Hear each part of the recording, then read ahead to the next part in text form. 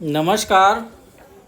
मैं रामनाथ प्रसाद, दर्शन शास्त्र विभाग, डीएवी महाविद्यालय सिवान से आज ऑनलाइन कक्षा के अंतर्गत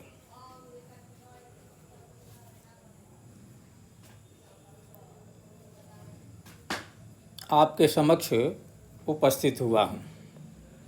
आज हमारे व्याख्यान का विषय है नैतिक मानदंड के रूप में नैतिक अंतःप्रज्ञावाद, इंट्यूशनिज्म एज मोरल स्टैंडर्ड। नैतिकता के मानदंड के रूप में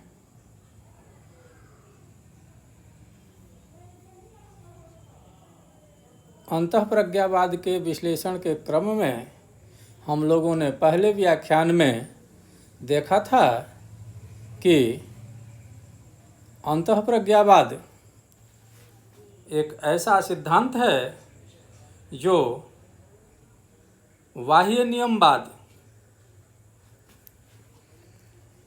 के अव्यापकता और फलवाद के अशाश्वतता के बीच समन्वय स्थापित करता है। अंतःप्रज्ञावाद यह मानता है कि कर्म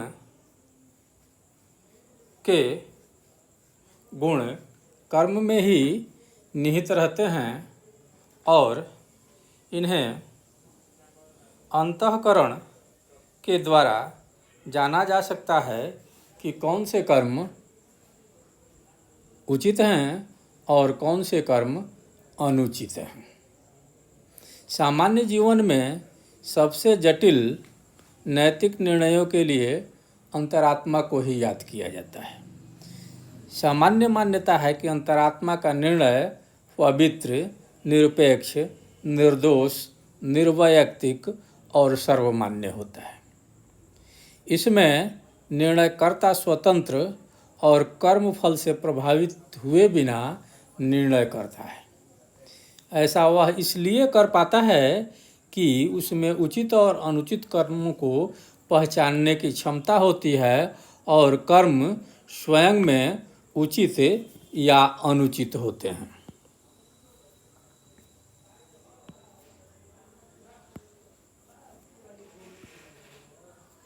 अंतःप्रज्ञावाद इसी मान्यता को दार्शनिक रूप देता है। अंतःप्रज्ञावाद के अनुसार किसी कर्म के औचित्य अनौचित्य का ज्ञान अंतःकरण के द्वारा होता है। इसे वे अंतरात्मा, अंतःकरण, इंट्यूशन या कॉन्सेंस कहते हैं। यह ज्ञान कर्म का फल से अप्रभावित साक्षात ज्ञान होता है। जयंत सिन्हा के अनुसार अंतःप्रज्ञावाद सिद्धांत के अनुसार बिना उद्देश्य परिणाम के विचार किए अंतःकरण को कर्मों के औचित्य और अनौचित्य का साक्षात, सहज और अपरोक्ष ज्ञान हो जाता है।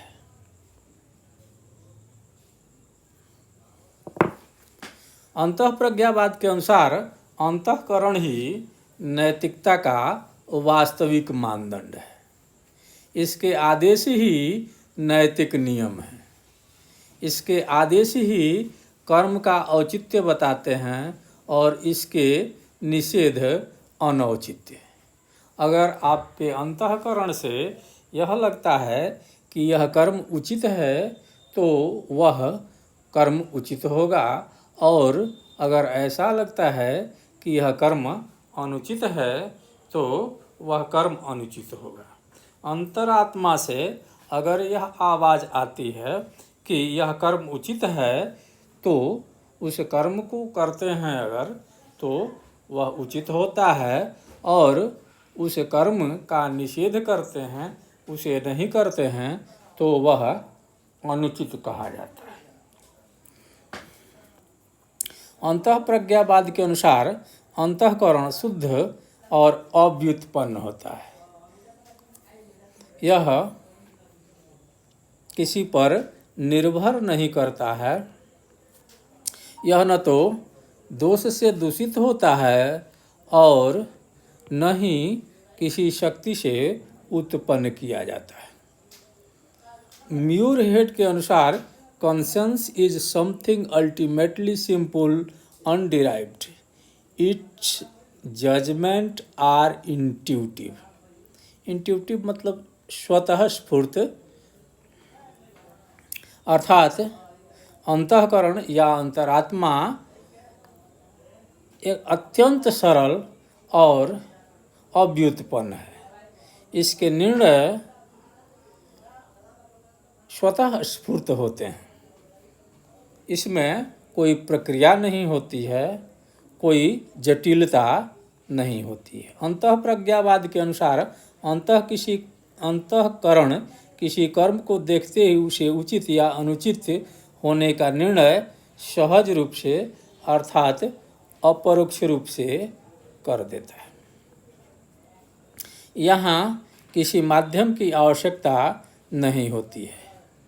विलियम लिली के अनुसार अंतःप्रज्ञा बिना किसी विचार पद्धति के किसी वस्तु का सहज ज्ञान है।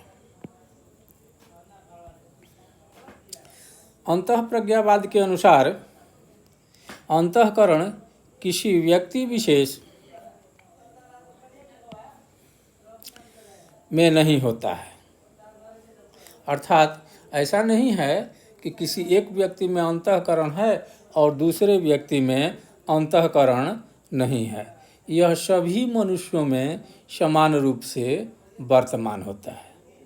म्यूरहेड के अनुसार नैतिक गुण संपन्न अंतरात्मा छोटी से छोटी और बड़ी से बड़ी जातियों तथा सभी नैतिक व्यक्तियों में समान रूप से पाई जाती है।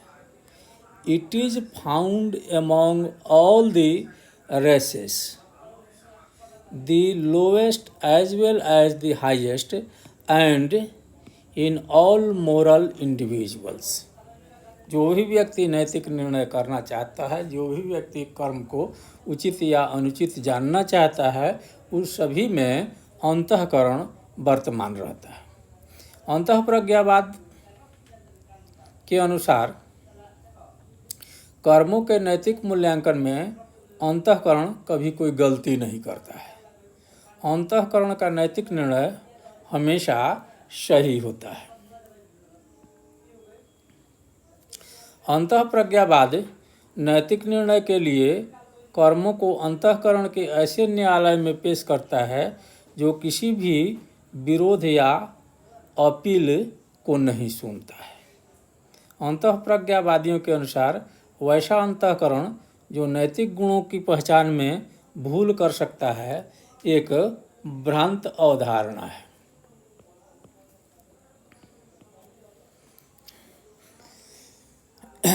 अंतःप्रज्ञावादियों के अनुसार अंतःकरण प्रभुत्व संपन्न है, इसके पास ऑथोरिटी होता है। यह अधिकार के साथ किसी कर्म को उचित या अनुचित घोषित करता है। इसके द्वारा मनुष्य अपने कर्मों को सही या गलत सिद्ध कर पाता है। रस्टल के अनुसार अंतःकरण सदा वर्तमान रहने वाला एक तानाशाह है जो सभी अवस्थाओं का सामना करने के लिए विस्तृत आदेश देता है। Conscious is an ever present dictator issuing detailed injunction to meet particular cases as they arise।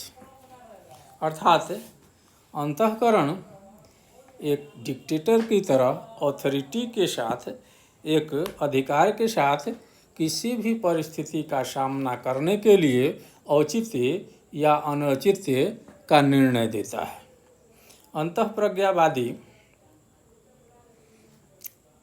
अंतःकरण को की प्रक्रिया को सरल और सहज मानते हैं।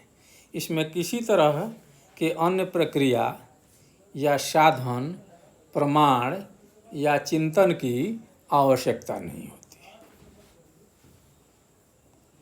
व्यक्ति अगर व्यवस्थित मन से अंतःकरण की तरफ रुख करता है तो उसे तुरंत निर्णय मिलता है कि यह सही है या नहीं है।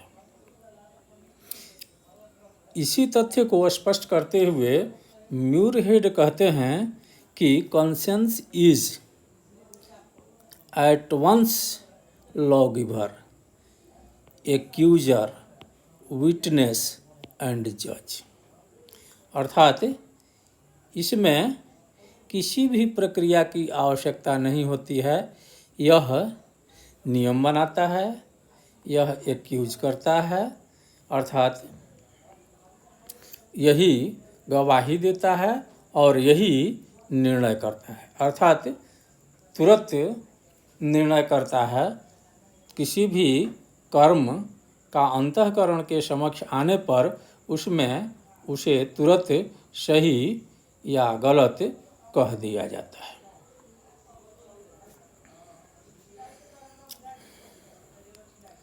इस सिद्धांत का समर्थन प्राचीन काल से चला रहा है। प्राचीन काल में सोफिस्ट दार्शनिक समुदाय सुकरात, प्लेटो आदि इसके समर्थक माने जाते हैं। रीड, शाफ्टसबरी, कॉडवर्थ, बटलर, कांट आदि इस सिद्धांत के प्रमुख समर्थकों में हैं। महात्मा गांधी भी इस सिद्धांत का प्रबल समर्थक करते हैं।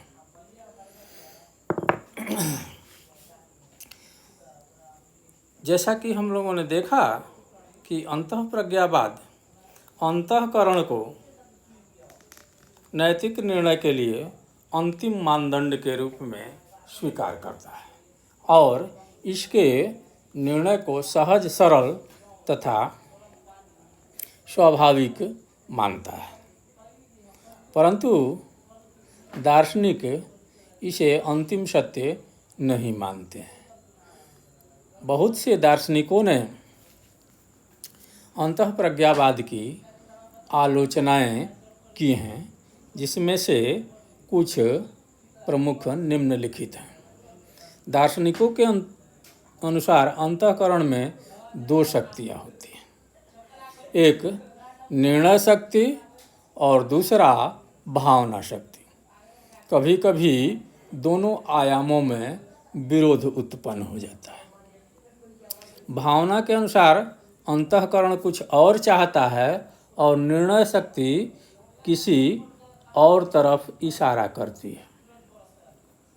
जिसको भावना स्वीकार करती है उसे निर्णय शक्ति निषेध करती है और जिसके पक्ष में निर्णय शक्ति फैसला सुनाती है वह भावना को स्वीकार नहीं होता है। ऐसे स्थिति में कहना संभव नहीं है कि दोनों में से नैतिक मानदंड के रूप में किसे स्वीकार किया जाए। अंतःकरण हमेशा त्वरित निर्णय नहीं देता है। विकट परिस्थितियों में अकेले व्यक्ति का अकेला अंतःकरण किंग कर्तव्य विमूढ़ हो जाता है। ऐसी स्थिति में वह दुविधा, संशय और अनिश्चितता का प्रतिनिधि बन जाता है। इसलिए वह निर्णय में अनावश्यक विलंब कर देता है, जिससे व्यक्ति अशुभ से बचने की प्रतीक्षा में शुभ को भी नहीं बचा पाता है। शेक्सपियर ने हैमलेट और किंग लियर में इस तरह की समस्या को विस्तार पूर्वक दिखाया है। दार्शनिकों का यह भी कहना है कि कठिन विरोधाभासी परिस्थितियों में अंतःकरण उचित अनुचित का निर्णय नहीं कर पाता है। अक्सर व्यक्ति दुविधा में पड़ जाता है और कोई निर्णय नहीं कर पाता है। अंतःकरण भी इन विरोधाभासी परिस्थितियों में कोई निर्णय नहीं कर पाता। असत्य भाषण पाप है और प्राण रक्षा के लिए असत्य भाषण उचित है। इस तरह की उक्तियों पर अंतःकरण भी निर्णय लेने में अक्षम प्रतीत होता है। अंतःप्रज्ञावाद की आलोचना करते हुए दार्शनिकों का कहना है कि अंतःकरण के निर्णय शाश्वत और अपरिवर्तनशील नहीं माने जा सकते। ये नैतिक मानदंड भी जाति, देश, काल एवं व्यक्तियों के बदलने से परिवर्तित होते रहते हैं। जो नैतिक निर्णय कभी आदर की दृष्टि से देखे जाते थे, बाद में वही गलत माने जाने लगते हैं। इस तरह अंतःप्रज्ञावाद में भी एक परिवर्तनशीलता देखने को मिलती है और अंतःप्रज्ञावाद भी एक परिवर्तनशील मानदंड साबित होता है। दार्शनिकों के अनुसार अंतःकरण के निर्णय को नैतिक निर्णय का समरूप मानदंड नहीं माना जा सकता है। एक ही परिस्थिति में विभिन्न व्यक्तियों के अंतःकरण भिन्न भिन्न निर्णय करते हैं। वे सभी किसी एक विषय पर एक निर्णय नहीं कर पाते, अर्थात अंतःकरण के निर्णयों में भी समरूपता नहीं पाई जाती है। डीबी के अनुसार यह कहना सही नहीं है कि अंतःकरण बिना कर्म के फल पर विचार किए उस पर सहज निर्णय देता है। उनके अनुसार अंतःप्रज्ञा की भूल इस धारणा में है कि गुण की अनुभूति बिना परिश्रम और चिंतन के संभव है। अर्थात डीबी के अनुसार हम किसी भी नैतिक निर्णय को उचित या अनुचित बिना चिंतन या परिश्रम के, बिना सोचे समझे किसी को उचित या अनुचित नहीं कह सकते। यही निर्णय अंतःप्रज्ञावाद या इंट्यूशनिज्म की सबसे बड़ी भूल है। वे कहते हैं कि the error of intuitionism lies in conceiving that direct perception of morality is possible without deliberation or reflections। अर्थात बिना सोचे विचारे निर्णय किया जा सकता है, ऐसा मानना अंतःप्रज्ञावाद के सिद्धांत का भूल है। इसलिए इसे आदर्श नैतिक मानदंड नहीं माना जा सकता। दार्शनिकों ने अंतःप्रज्ञावाद की आलोचना करते हुए कहा है कि यह आंतरिक नियम नहीं कहा जा सकता है। आंतरिक नियम उसे कहा जाता है जो व्यक्ति के स्व द्वारा रचित है, व्यक्ति के आत्मा से आता है, उसके भीतर से आता है, उसके मन से आता है। स्व के एक अंश द्वारा निर्मित नियम को आंतरिक नियम नहीं कहा जा सकता है। अंतःकरण व्यक्ति के स्व का एक अंश मात्र है।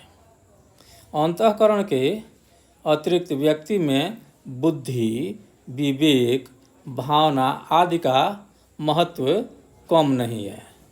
अतः केवल अंतःकरण के आदेश को आंतरिक नियम नहीं कहा जा सकता। इसके अलावा दार्शनिकों ने आलोचना करते हुए यह बताया है कि अंतःप्रज्ञावाद में स्वच्छाचारिता का भाव भी वर्तमान है। वह नैतिक नियमों को महत्व नहीं देता है। यह जिसे उचित समझता है वह उचित है और जिसे अनुचित समझता है वही अनुचित है, ऐसा मानता है। अंतःकरण का आदेश ब्रह्म वाक्य घोषित कर देता है। इससे यह मानव मस्तिष्क को संतुष्ट नहीं कर पाता है। अर्थात यह सिद्धांत एक रूढ़िवादी सिद्धांत है। इसे बौद्धिक सिद्धांत नहीं माना जा सकता है। दार्शनिकों के अनुसार यह एक कठोरतावादी सिद्धांत है। यह किसी अपवाद को स्वीकार नहीं करता है। अपवाद ही किसी नियम को पूर्ण बनाते हैं। Exception proves the rule. किंतु अंतःप्रज्ञावाद अंतःकरण के नियमों को ही सर्वांगपूर्ण मानता है। इससे यह एक कठोरतावादी सिद्धांत बन जाता है। दार्शनिकों के अनुसार कर्मफल को अस्वीकार करना अंतःप्रज्ञावाद की भूल है। कर्मफल नहीं स्वीकार करने से मूल्यों में अंतर करना संभव नहीं हो पाता। कर्मफल पर विचार नहीं किया जाएगा तो फिर जुआ खेलने और शराब पीने को बुरा कैसे कहा जा सकता है। रस्किन जैसे दार्शनिक अंतःकरण की प्रामाणिकता पर प्रश्न उठाते हैं। अंतःकरण अपने आप में कोई प्रमाण नहीं है।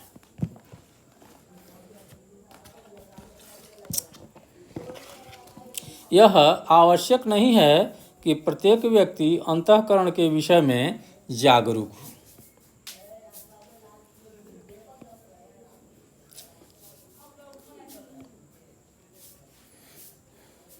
इसके अतिरिक्त सबका अंतःकरण समान रूप से नैतिक निर्णय लेने में सक्षम नहीं हो सकता है। इसलिए इसे प्रामाणिक नहीं माना जा सकता है। उपरोक्त आलोचनाओं के बावजूद अंतःप्रज्ञावाद एक सर्वस्वीकृत सिद्धांत है।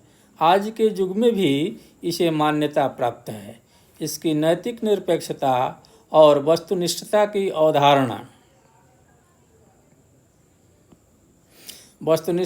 अवधारणा नीतिशास्त्र के लिए इस सिद्धांत को महत्वपूर्ण योगदान है। धन्यवाद।